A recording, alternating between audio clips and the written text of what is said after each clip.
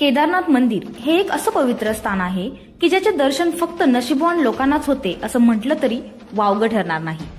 इथे दर्शनासाठी जाण्याचे स्वप्न लाखो लोक बघत असतात, पण सगळेच दर्शनासाठी नाही जाऊ शकत। हे मंदिर जेवढे पवित्र आहे तेवढेच रहस्यमयी सुद्धा आहे। या व्हिडिओमध्ये मी तुम्हाला केदारनाथ मंदिराची काही रहस्य सांगणार आहे। नंबर 1, केदारनाथ मंदिराची दर्शन यात्रा सुरू करण्याआधी लोक गौरीकुंडामध्ये अंघोळ करतात, पण आश्चर्यचकित करणारी गोष्ट ही आहे की एवढ्या थंड जागेत पण या कुंडाचे पाणी सतत गरम असते। नंबर 2, केदारनाथ मंदिर हे फक्त 6 महिन्यांसाठी उघडे असते आणि बाकीचे 6 महिने हे मंदिर बंद करून ठेवले जाते। हे मंदिर बंद करताना मंदिरामध्ये दिव्य ज्योत पेटवली जाते आणि 6 महिन्याने जेव्हा मंदिर उघडले जाते तेव्हा ती ज्योत अखंड चालू असते।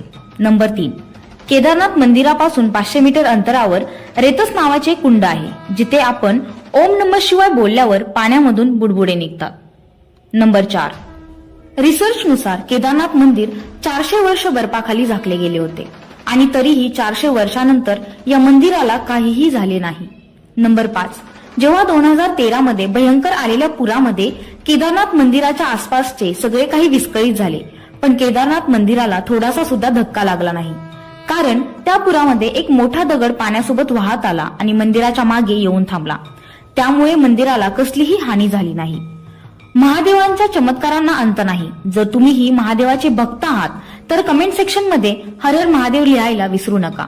व्हिडिओ आवडला असेल तर लाईक करून चॅनलला सबस्क्राईब करा। भोलेनाथ तुमच्या सगळ्या इच्छा पूर्ण करतील।